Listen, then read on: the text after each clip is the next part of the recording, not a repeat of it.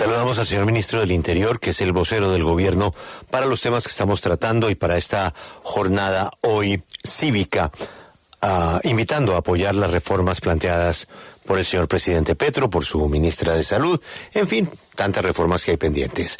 Señor ministro Alfonso Prada, gracias por atendernos, buenos días. Con mucho gusto, Julio, muy buenos días. Ministro, antes de preguntarle lo que usted ya se imaginará, yo quisiera que usted le hablara a nuestros oyentes y les dijera de qué se trata la jornada de hoy, cuáles son las recomendaciones para que esto salga bien, por qué el gobierno quiere que la gente hoy apoye unas reformas que vamos a explicar, pero sobre todo, cuál debe ser el derrotero para que esto no se vuelva un despelote más tarde. Ministro, háblele a la gente que quiere salir a apoyar al gobierno. Muchas gracias, Julio. Y retomo su última frase, que es coloquial y directa, que no haya despelote. Eso es lo más importante. Que haya movilizaciones en paz, que haya deliberaciones en la plaza pública. Hace los últimos meses, en noviembre, diciembre y a comienzos de enero, nosotros hicimos una socialización del plan de desarrollo de las 5 transformaciones que se contienen en el plan, en el proyecto de ley que comienza a debatirse en el Congreso, y convocamos a cientos de miles de personas en deliberación, en socialización, recibimos propuestas, recibimos también críticas naturalmente, y un poco se trata de eso, de que hoy en las plazas públicas, con los cuerpos médicos, con los cuerpos de enfermeros, enfermeras, de pacientes, tengan la posibilidad de comenzar a apropiarse una reforma que ayer presentamos a la opinión, que está circulando por todas las redes, y que la gente se pronuncie, se las apropie, que haya una deliberación. El presidente Gustavo Petro es un presidente que está, digamos, haciendo en el camino un estilo de gobierno que lo comunica con el pueblo permanentemente y que lo invita a la reflexión, que lo invita a conocer los contenidos. Pero es eso, Julio, el mensaje de hoy para cerrar es que sea en paz, que sea en tranquilidad. Aquí se trata de demostrar que somos capaces de poder ejercer la libertad de expresión con tranquilidad. Eso es lo que queremos todos. Además que para eso está el Congreso después, para escuchar las diferentes opiniones a los académicos, a los médicos, a los enfermeros, a los laboratorios, a la EPS, a la IPS. Ese es el gran debate que se merece Colombia para una mejor salud. Vamos a preguntas concretas, señor ministro. EPS. La preocupación de que esto al final sea la antesala para el fin de las EPS en Colombia. ¿Usted qué le dice a esos críticos? Que esto lo que busca es acabarlas. No, que la decisión del presidente Gustavo Petro y el contenido del proyecto va en una vía diferente, que es no acabarlas. Si hay que mejorar algo, si hay que aclarar algo, usted lo acaba de mencionar también, Julio, para eso está el Congreso de la República y llevaremos allá naturalmente el debate con todos los sectores expertos en esta materia. Además hay congresistas que conocen mucho el tema de la salud, de tal manera que la línea del presidente no se acaban las EPS. En Colombia van a cumplir un papel fundamental porque necesitamos los 30 años de experiencia de estas entidades prestando servicios de salud, pero obviamente se va a hacer dentro del marco nuevo que plantea el proyecto, que es la territorialización, la creación de CAPS a través de los cuales las EPS tienen toda la posibilidad de administrarlos, de prestar naturalmente los servicios o coordinar la prestación de los servicios de salud en los territorios específicos de cada centro de atención primaria. Va a haber un cambio que va a acercar la salud a la gente, pero eso no implica que las EPS no tengan la posibilidad de seguir cumpliendo una labor importante como la que han cumplido. Ministro, usted ha manejado gasto público en una oficina muy complicada, como es la de el SENA, por ejemplo. ¿A usted no le preocupa que lo que nos acaba de decir cree una burocracia en donde haya mucha fragilidad para la corrupción? Es decir, que si usted abre más espacios para que se ordene gasto público, hay más espacios para la corrupción de todo tipo, incluyendo la política regional. Eso tendrá que quedar muy bien diseñado, Julio, porque tiene toda la razón y es uno, digamos, de las inquietudes del gobierno, cómo rodear de enormes controles ese gasto público en salud, porque precisamente para eso se crea la cuenta del ADRES, como una cuenta muy fuerte que maneja el dinero público, pero naturalmente lo hace a través de los giros a un sistema mixto. Antes se concebía, por muchos que aspiraban a tener en la reforma una visión diferente, que fuera únicamente prestada por instituciones públicas, y la verdad es que se creó un sistema absolutamente mixto, en el que va a haber sector privado asociado con sector público y solo sector público. De tal manera que va a haber muchos canales diferentes y en todos los canales tienen que haber rutas de control supremamente estricto. El fortalecimiento de la superintendencia de salud es supremamente importante y la participación ciudadana a través de las veedurías y las instancias de participación que creamos tienen por objeto cuidar cada peso, porque cada peso que se pierda o se roben en la salud es un muerto o una desatención que va a generar finalmente la afectación de la vida. Hablemos del tema de quién controla a las EPS. Ahí pues hay un gran debate porque al final la gente no tenía sino un solo recurso, las tutelas. Y son miles de tutelas reclamando a las EPS.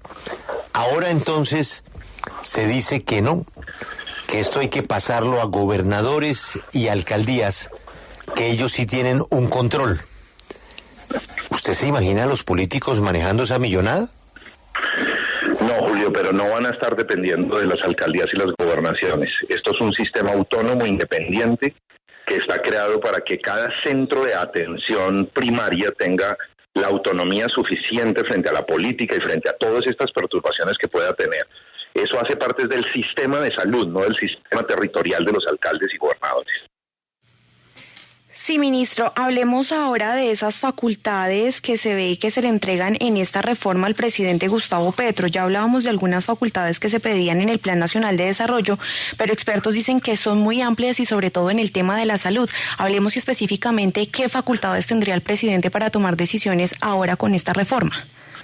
Únicamente las necesarias para la reglamentación. De hecho, muchas de esas facultades las tiene constitucionalmente en el Poder General Reglamentario. Hay una competencia reglamentaria que tiene el presidente, que cada ley de la República que se expide, él tiene la potencialidad y la facultad de reglamentarla. Ahora, sobre aspectos puntuales que se requieran en materia, por ejemplo, de creación, de fusión, de entidades públicas, para que esto pueda funcionar adecuadamente, sí es fundamental que él tenga las facultades. Son decisiones supremamente técnicas que requieren mucho estudio administrativo y que normalmente se facultan en el Congreso de la República a las autoridades administrativas para que lo puedan hacer con todo el conocimiento y la experiencia del caso.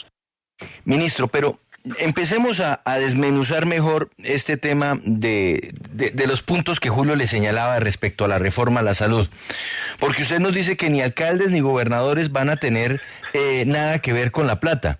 Pero cuando uno revisa el articulado, los gobiernos locales sí van a tener una responsabilidad sobre el manejo de los recursos. Los gobiernos locales sí van a tener que participar de la bolsa de la ADRES para de esa manera determinar la plata cómo va. Y sobre todo, los gobiernos locales estarán en esos comités o en esos consejos que se van a crear para empezar a reorganizar el sistema de salud, ¿o no? Pero no, usted lo dijo muy bien, no van a administrar directamente, van a participar como parte del sistema dentro de los comités, pero no son ellos quienes manejan los recursos, los recursos los maneja la ADRES y los gira directamente a los prestadores de los servicios. Pero esos comités deben tener un jefe. ¿Quién es el jefe de los comités? El sistema lo dirige el Ministerio de Salud y el Ministerio de Salud tiene que reglamentar toda la operación del funcionamiento de cada uno de sus comités. Claro, no son los alcaldes. Pero el Ministerio de Salud tendrá que poner un delegado en cada región, en cada municipio, en cada departamento, ¿no? Y también tienen representantes los médicos, los cuerpos científicos, también la comunidad, los pacientes.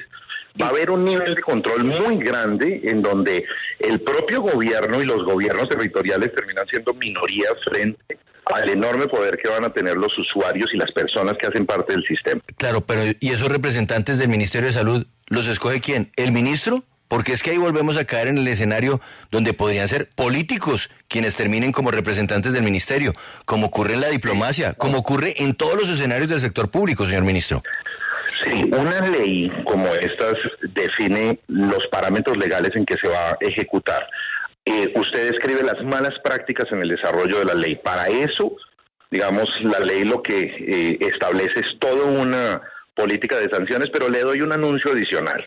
Con el ministro de Justicia vamos a tramitar, incluso para poder adicionar a esta ley. No lo hicimos porque no ha cumplido el requisito del concepto previo del Consejo de Política Criminal, y es establecer una nueva escala incluso de delitos que lleve a un nivel de control muy fuerte de los dineros de la salud y del funcionamiento de estas instancias.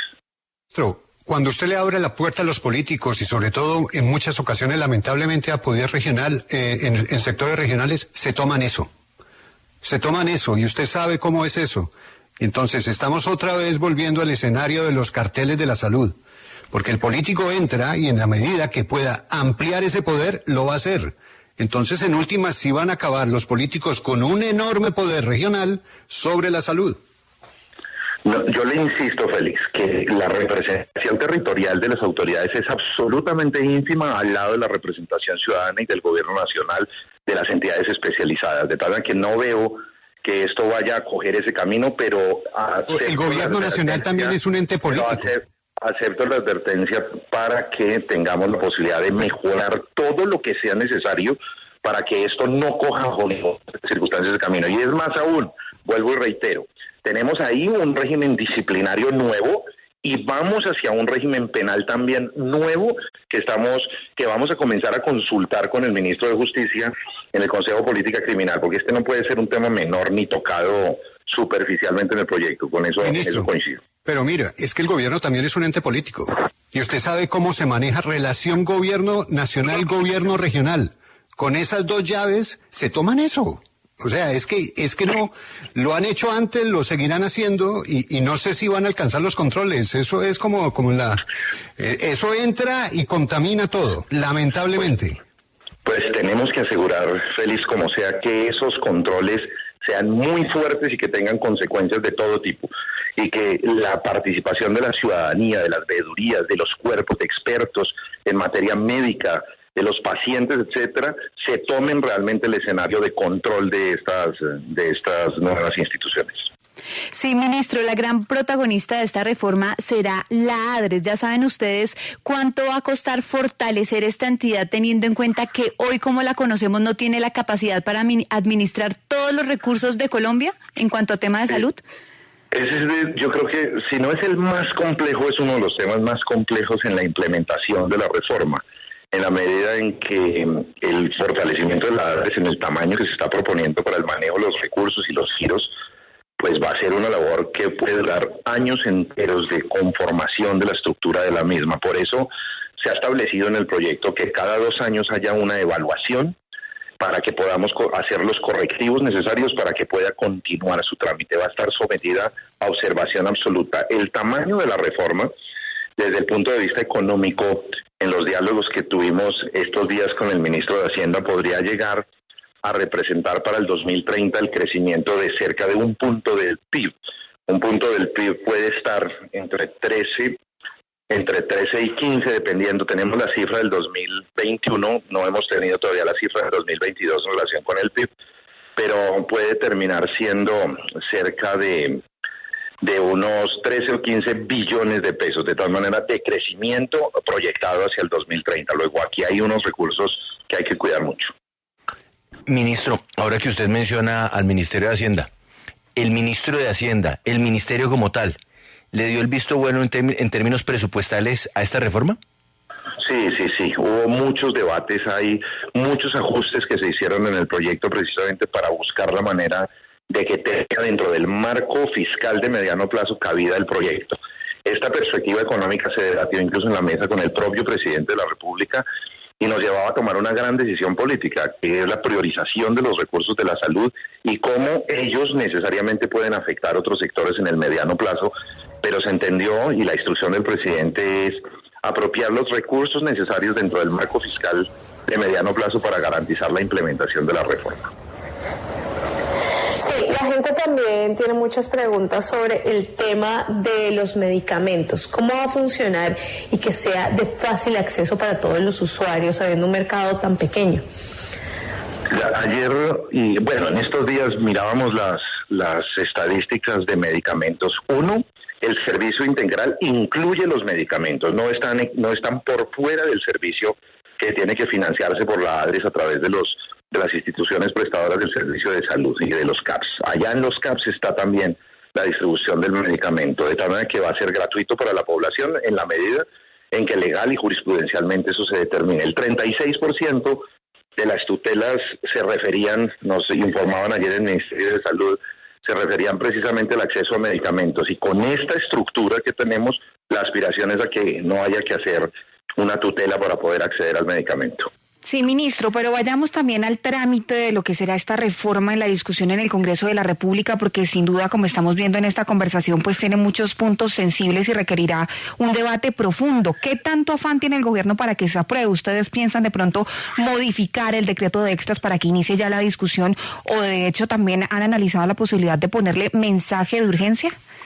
No se ha debatido bajo ninguna circunstancia el tema del mensaje de urgencia. No lo descarto ahora que usted me lo pone sobre la mesa, pero la verdad es que no ha sido objeto de discusión. Sin embargo, el haberlo presentado el día de ayer en sesiones extraordinarias nos supone que mañana miércoles, una vez se presente la adición presupuestal, vamos a expedir un decreto que adiciona las extras para habilitar a partir del próximo jueves que se inicie ya el reparto a las comisiones constitucionales respectivas y arranque el debate. Presentarlo en extras es básicamente para ganar tiempo, porque este proyecto, al no tener mensaje de urgencia, al ser un proyecto de ley que se tramita ordinariamente, va a continuar su trámite en las sesiones ordinarias del 16 de marzo y la aspiración es que antes del 20 de junio sea ley de la República. Así que afán no hay. Vamos a estar meses enteros debatiendo este tema en el Congreso de la República, y como bien lo señalaba Julio al comienzo, hablando de las movilizaciones, será el Congreso de la República el que tenga la última palabra, y allá iremos nosotros a hacer el debate correspondiente con todos los sectores que opinen sobre el particular. Ministro, el propósito de esta reforma al final no es que quedemos en el formato que tienen otros países, es decir, que terminemos siendo un régimen subsidiado. ¿Se acabarían los aportes? No se acaban los aportes. Si se acaban los aportes, se desfinancia completamente el sistema, y la fuente más importante que tenemos no solamente es el presupuesto general de la nación, no solamente es el sistema de participaciones, sino la contribución directa que los nutre y nutre el presupuesto nacional para que esto pueda subsistir, de tal manera que no vamos en ese camino. Ministro, yo quisiera entender por qué razón se mantienen los regímenes especiales, porque si uno piensa que esta es una reforma que en realidad le va a cambiar la vida a todos los colombianos en términos de salud, ¿por qué entonces para las fuerzas militares o para los profesores o para Ecopetrol mantienen regímenes especiales? ¿No deberíamos entonces estar todos en la misma bolsa? Ha sido un debate y yo creo que va a salir en el Congreso, pero porque es un debate que le pone, digamos, una especial dificultad al trámite del proyecto. Estos son regímenes que se han construido por sectores de la población que tienen características diferentes, especiales, por ejemplo, el de la comunidad indígena. Ellos tienen una manera de ver la salud diferente, espiritual, ancestralmente. Habría que someterla a todo tipo de consultas, en fin, y esos regímenes especiales tendrán su propia dinámica y su propio debate producto de las decisiones que aquí se tomen, pero mezclar las dos cosas nos pareció por ahora inconveniente. No, pero un segundo, listo, yo le entiendo de los indígenas, pero los profesores, ministro, los profesores viven en ciudades o viven en poblaciones como todos los colombianos. Juan Pablo, yo creo que él está de acuerdo con usted, pero que le dé un tiempito. No, pero si esta fue una discusión que se dio, pues vale la pena que nos cuente cuáles son los otros argumentos en el caso de los profesores, ministro, porque insisto, los indígenas yo lo entiendo, pero dígame los profesores, si esto es la panacea, entonces metan a los profesores en la panacea, porque ahí tienen ustedes, enfrente del Congreso de la República, un grupo de profesores quejándose por el sistema de salud que tienen, entonces métanlos en la panacea. Le iba a hablar en esa lógica, digamos, del debate que hay hoy en el sistema de salud de los maestros. Ellos son, digamos, yo no tengo el número exacto, pero deben ser entre 150 y 200,000 maestros están recibiendo un servicio de salud diferente. Se han organizado históricamente, llevan, si mal no estoy, en este modelo de 7 regiones, cerca de entre 17 y 20 años aproximadamente, en que han construido todo un sistema que bien o mal está funcionando. Lo que ha hecho Asoinca del Cauca, que es la Asociación de Maestros del Magisterio, que además es una filial de FECODE, es marchar a Bogotá, y lo han dicho ellos, no en una protesta contra el gobierno, sino contra la administración, que FECODE mismo y que el sistema que se administra desde la fiduprevisora se está haciendo. Y fue un técnico muy detallado. Entiendo que se van a hacer los estudios también muy detallados de cómo está funcionando las 7 regiones.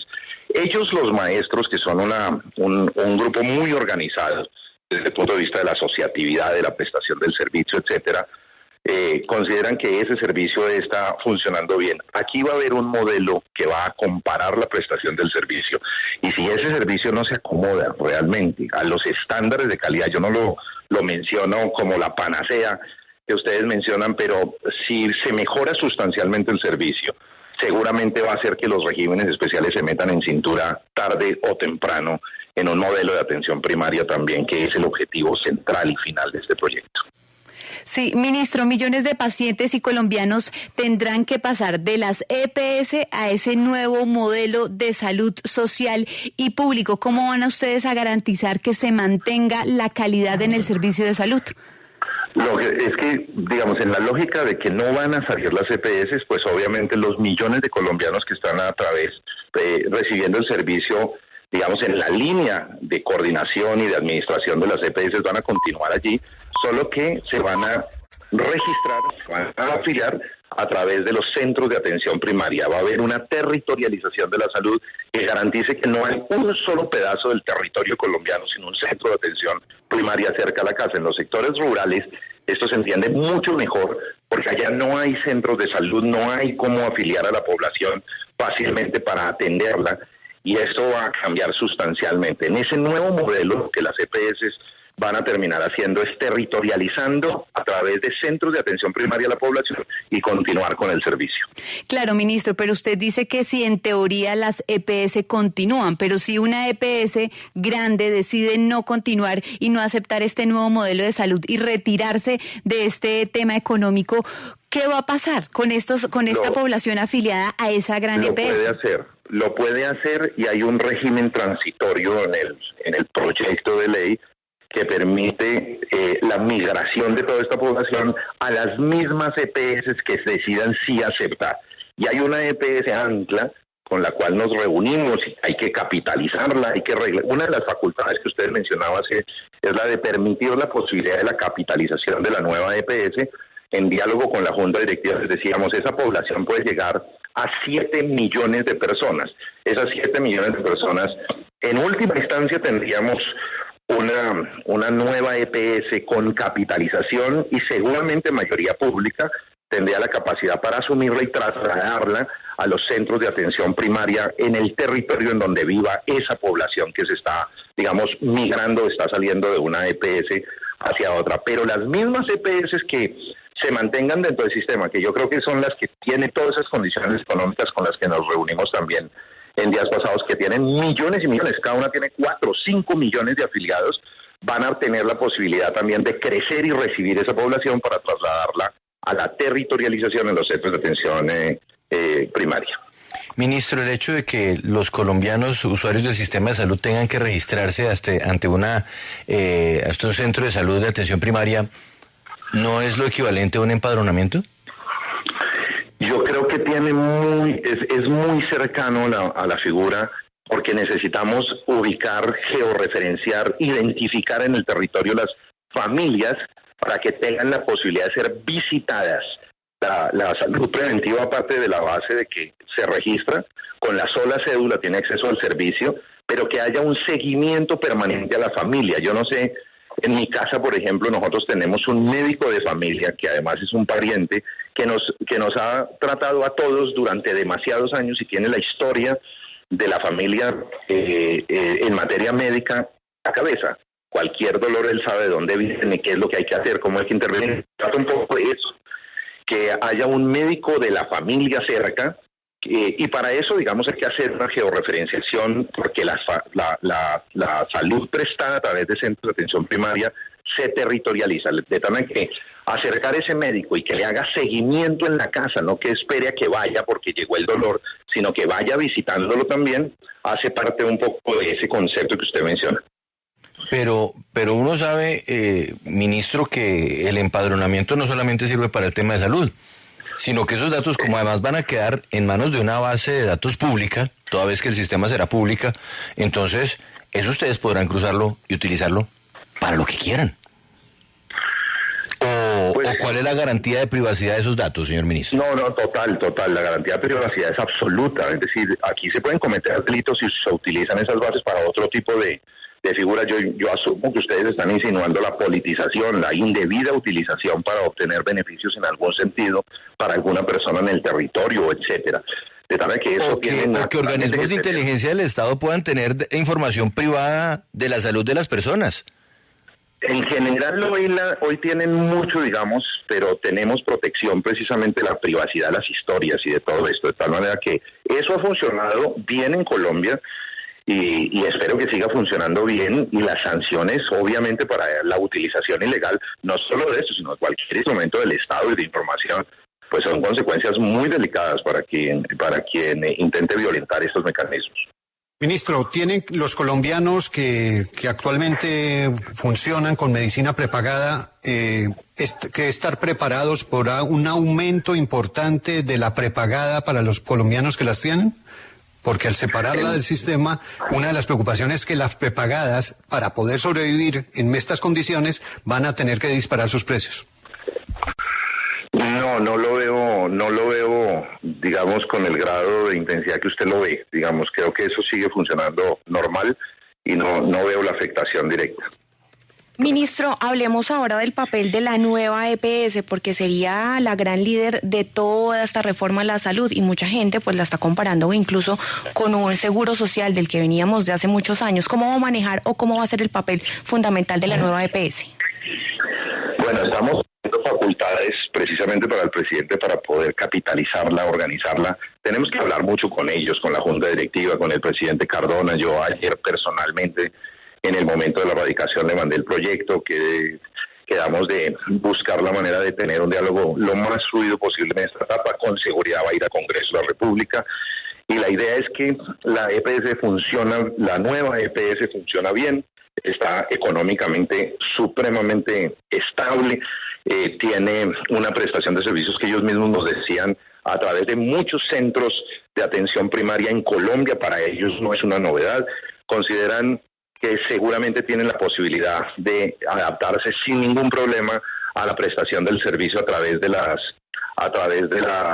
estos centros de atención. No tienen integración vertical, que también se acaba en este proyecto, de tal manera que creo que esta es la EPS mejor preparada para enfrentar este nuevo reto, y habrá que buscar la manera que económicamente no se debilite con la llegada masiva de nuevos afiliados. Pero usted nos plantea un escenario pues muy bueno de la nueva EPS. ¿Usted nos puede decir a cuánto asciende y cuántos meses le debe a las IPS en términos generales esta EPS del orden nacional? Ni idea. Yo esa pregunta se la traslado al ministro de Salud y al ministro de Hacienda, porque no logra llegar. Es que nos encantaría poder estar hablando con la ministra de Salud, señor ministro. Nos encantaría hablar con ella. Porque es que fíjese que ese es un detalle no menor. Porque si usted habla con los directores o gerentes de las IPS, que son centros de atención, la deuda que tiene la nueva EPS con ellos no es pequeña, y son varios meses que les adeuda. Y entonces que usted nos venga a decir que está perfecta y que es como un carro último modelo, señor ministro, ahí están incurriendo en un engaño. Eso no es verdad, señor ministro. Eso funciona bastante bien, Julio, eso funciona bastante bien, y en los análisis comparativos de las EPS, en general tienen de los mejores indicativos que hay en Colombia. Sí hay deudas. No es el mejor, señor ministro. Sí, no, es de los mejores, Julio, pero bueno, yo traslado ese debate y prometo mandarle la información. No tengo ningún problema, porque confesé no tener ese nivel de detalle. Soy el ministro del Interior y no de Salud. Procuro hacer la mejor tarea, pero claro que hay datos que seguramente pueden mejorar el ministro de Hacienda y la ministra de Salud en su momento. Pero le aseguro que es una buena EPS que funciona, que también hay deudas, tiene toda la razón, y que tiene que haber un sistema como lo hay, un sistema que permita fondear. Y le decía claramente, dentro de las facultades que estamos pidiendo para el presidente está la de tener la posibilidad de hacer la capitalización de la nueva EPS para que pueda enfrentar económicamente los retos que se le vienen, que serían de un enorme gasto público que tiene incidencia en todo lo que usted menciona. Pues Juan Pablo, esperemos que el ministro pueda, o que la ministra, o que Hacienda pueda conseguir los datos por los que usted pregunta. No, es que créame que nosotros nos informan, perdóneme Julio, nos informan de las IPS que lo de nueva EPS no es tan perfecto como nos lo quieren pintar. Y hay deudas, y grandes deudas, y meses de retraso en los pagos. Y aunque sí son cumplidos porque algún día pagan, no como otras que sencillamente nunca pagaban, sí hay deuda. Y los retrasos pues preocupan. Bueno, esperemos las cifras, que él no las tiene. Él está ayudando a la cantidad de requerimientos de medios que tiene el gobierno en este momento y nos está atendiendo porque la ministra, me imagino, que está en otros medios. Ministro, le tengo una pregunta puntual. Usted me dirá, no, eso es con la ministra de Salud, pero se la hago. Mire, es un oyente que dice, los pacientes de enfermedades graves, por ejemplo cáncer, que hoy tienen un tratamiento en curso, atendido por alguna EPS, ¿en dónde serán atendidos? ¿Quién hará el seguimiento al paciente? ¿Quién le dará los medicamentos? No cambia, Julio, hoy no cambia ninguna atención a esas enfermedades de alto riesgo, de alto impacto, que tienen alto nivel de complejidad, tienen un régimen de transición muy largo que hace que quienes estén prestando el servicio lo continúen prestando. No se desatiende a nadie porque el proceso de tránsito va a ser largo. Lo primero es que vienen 4 meses por lo menos de debate en el Congreso de la República, así que después viene la reglamentación y la implementación del modelo. Todavía estamos lejos de que haya alguna crisis en estos momentos con ese paciente. Esperamos que se cure antes de que esto comience a salir. Y si no ha pasado, el régimen de transición permite garantizar una atención estable durante el tiempo de su enfermedad. Sí, ministro, esta reforma propone que los médicos vayan a las casas de los enfermos en las regiones más apartadas del país, pero si es un enfermo que requiere de tecnología, de energía, de agua, ¿cómo van a garantizar eso justamente en esos territorios?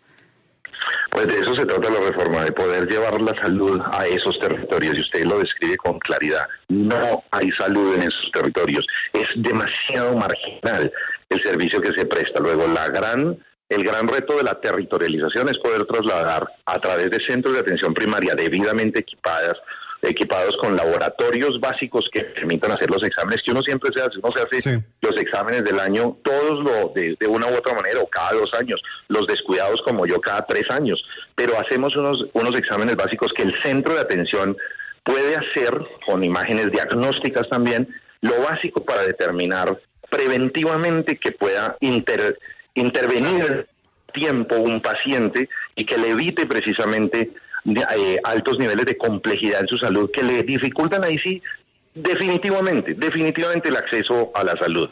De manera que esta es la figura más importante.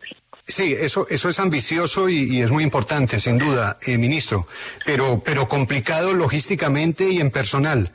¿Esa posibilidad incluye la posibilidad de médicos cubanos? No, hombre, yo no tengo ni idea de eso de los médicos cubanos. Vi que se desató un debate con declaraciones de la vicepresidenta. Yo creo que aquí vamos a buscar la manera, en cambio, de que haya formación y crecer las facultades de formación en materia de medicina, de enfermería, de todas estas especialidades en el territorio. La idea es que creemos centros de formación, queremos hacerlo con los colombianos. No hay personal que se quiera ir. El proceso de formación es largo. El proceso de formación es largo, ministro. Félix, la transición. Pero dígame, no estamos ¿esa posibilidad existe o no de la llegada de médicos cubanos? No, es que no tengo ni idea, de verdad, yo no tengo ni idea. Es posible que sí, dentro de las condiciones laborales y comerciales que exista y la posibilidad de trabajo que haya. Yo creo que eso no tiene, digamos, no existe. Que haya un médico cubano, que vengan unos médicos, me imagino que eso es perfecto. No es para trasladar a Cuba, Colombia, ni nada de eso parecido. En cambio, sí hay una estrategia dentro del proyecto de mejorar condiciones laborales y condiciones de formación académica, porque sí hay mucha gente formada, pero que no está dispuesta a ir hacia los territorios. Necesitamos gente de los territorios formada y lo vamos a hacer. Esto es de años, de muchos. Es un tema que está implementado en 6 meses. En 6 meses estoy de acuerdo, la situación es dramática, pero esto es un tema de transición que va a llevar años. Mire, yo tengo unas inquietudes sobre este modo tan peculiar de todos a la calle que ustedes están promoviendo. vamos a estar pues todos en la calle para discutir. Ministro, creo que lo perdimos. Estaba cojeando, Alberto. Esa llamada ya tenía un virus. Vamos a ver si lo recuperamos. Sí, es que realmente las pretensiones del proyecto son inmensas. Imagínese usted lo difícil que es explicarlo, ¿no? No, eso es las inquietudes. Por eso, en lo que sí estoy de acuerdo con la ministra, es que el debate solamente se podía presentar a partir del momento en que el proyecto llegara al Congreso, porque el Congreso es el único que puede coordinar la forma como sectores interesados participen en el proyecto, porque eso por fuera no. Allá llegará la inquietud de Juan Pablo de los profesores, ¿no? Si vamos a tener regímenes especiales, ¿no? Y excepciones en la regla. Sí, ahí está el ministro. Paula, usted le tenía unas cifras al ministro. ¿Cuáles son? Pues Julio, ya encontramos cuál es la deuda que tiene la nueva EPS para el sistema de salud. Son más de 3.000 millones de pesos y según el superintendente actual, Ulay Beltrán, las EPS más deudoras son la nueva EPS, Salud Total y Sanitas, Julio. Así que sí tiene algunos problemas financieros. Ahí tiene el dato. 3.000 millones de pesos. ¿3.000 millones de pesos? Sí, señor. Es más, no son exactos 3.000. Son 3.400... 3.400. Pero espere, abro bien. Tiene que estar equivocado porque 3.000 millones de pesos es un chiste. No, Julio, son 3.000 millones de pesos. Acá tengo el cuadro. Por eso. Es que ese cuadro debe tener un asterisco y es que debe estar en billones, mi querida Paula. No, Paula, no puede ser. Mire, ahí dice 3 billones de pesos, 3.4 billones de pesos. Eso sí. No, es que estaba con asterisco el cuadro. Entonces, la EPS, dice la Supersalud, la EPS más deudora, óigalo bien, señor ministro del Interior, es nueva EPS, que le debe al sistema 3.4 billones de pesos. Es la número 1. No es la más cumplida, señor ministro. Y también es la de mayor número de quejas por parte de los usuarios. Por favor. Pero será el nuevo Instituto Colombiano de Seguro Social esa entidad. Pero mire, ministro, le decía yo que en este modo peculiar que ustedes han promovido de todos a la calle para discutir los proyectos, yo tengo pues unas inquietudes. Por ejemplo, en estas manifestaciones uno puede pedir la palabra, uno puede preguntar o simplemente será como las manifestaciones públicas en campaña en que hay unos oradores y el público oye. Y la segunda, ¿cada cuánto vamos a tener que salir a la calle para discutir la reforma? ¿Eso dentro de un mes volvemos a salir a la calle o cómo va a funcionar eso? Doctor Casas, un placer saludarlo. No, tampoco hay una estrategia de movilización permanente, nada de eso parecido. Seguramente estamos entrando en una era, efectivamente, no es del gobierno de Petro, desde hace años hay una era de movilización, de libertad de expresión que se está dando en muchos escenarios, en muchos temas, y este es uno más. Lo decía hace un rato, lo hicimos en el trámite del proyecto que radicamos del plan de desarrollo y yo creo que llegamos a cerca de 300.000 personas en diálogos efectivos, levantando la mano, pidiendo. Yo me sueño con que esa deliberación se dé en las condiciones que usted menciona. Y también creo que no va a ser una salida a la calle diaria, pues ni nada parecido. Será seguramente una deliberación democrática, incluyente, muy deliberativa la que va a acompañar este gobierno, no hay que para la menor duda. Ese es el estilo del presidente y tiene ese propósito de estar comunicándose con la gente. Pero no va a ser tan usual. De hecho, llevamos 6 meses y no se nos ha mostrado que no es diaria esa movilización. Sí, señor ministro, pues a propósito de marchas, a varios funcionarios y contratistas de entidades del gobierno les están llegando correos autorizándolos para que hoy se vayan temprano de sus trabajos y apoyen esas movilizaciones pro gobierno que están siendo convocados para este martes para respaldar esa reforma a la salud y otros proyectos. Hay quienes están interpretando estos mensajes como una orden o peor aún como una presión. ¿Qué responde usted como vocero del gobierno y como les están dando este permiso para ejercer el derecho a la protesta, van a extenderlo hasta mañana cuando también hay convocatoria a las calles, pero esta vez de la oposición?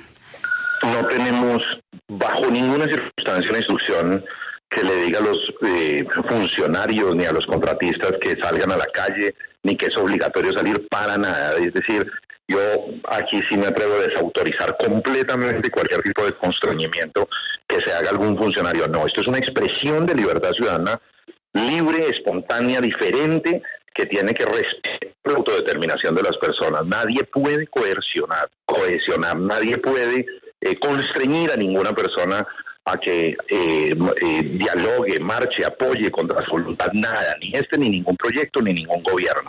De manera que cualquier cosa diferente a qué, a las garantías plenas. El que quiera salir, que vaya, el que mañana quiera salir, todas las garantías mañana para los críticos de la administración, que puedan debatir, que puedan criticar, que puedan marchar, desde que todo se haga en paz, con toda la tranquilidad que es el llamado. Pero, que hago ministro, tanto hoy para mañana, pues... Ministro, ese permiso para los que salgan hoy también existirá para los que salgan mañana.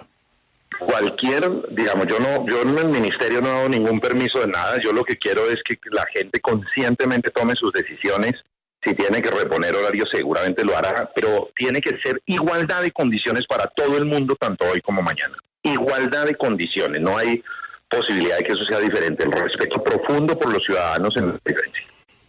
Ministro, le quiero cambiar el tema para hablar de un asunto más tranquilo, la paz total, porque la preocupación en este momento, ministro, es que que es otro proyecto muy ambicioso, con muy buena intención, se les esté saliendo de las manos y que esto se está convirtiendo en un negocio subterráneo de millones y millones de pesos y de dólares, donde hay gente negociando cupos para entrar a la paz total, donde en las cárceles se hablan de esas negociaciones, donde hay abogados tramitando los ingresos y ofreciendo paquetes para ver a quién van a meter en la paz total, y que por ese camino, que muchos consideran improvisado, se puede agravar aún más la situación de orden público. ¿Ustedes realmente están en control de lo que está pasando con la paz total? Muchas gracias, Luis, por la pregunta, porque me permite claramente señalar la posición del gobierno, que ya la ha señalado el presidente, comisionado de la paz. Nadie, absolutamente nadie está autorizado en Colombia, diferente al señor alto comisionado para la paz y con instrucciones directas del señor presidente de la República, para hablar con cualquier persona en una cárcel colombiana, ofrecerle cualquier tipo de beneficios y mucho menos suspensiones de capturas, órdenes de libertad, pero algo parecido. Y quien esté reclamando dinero es un corrupto y merece la cárcel. De tal manera que aquí no puede haber ambigüedad alguna en esta materia. Nadie, absolutamente nadie, puede hablar a nombre del gobierno en estos procesos. Hemos tramitado una ley, la ley 2272, que plantea claramente los límites a las figuras, las mesas de diálogo, de los procedimientos de diálogo en dos vías diferentes, que es lo que, digamos, ha armado algún tipo de confusión en la crítica. Y es que tenemos unos diálogos de paz con organizaciones que tienen origen político. Hoy solamente está establecido, hoy solamente está establecido, hoy solamente está establecido, hoy solamente está establecido.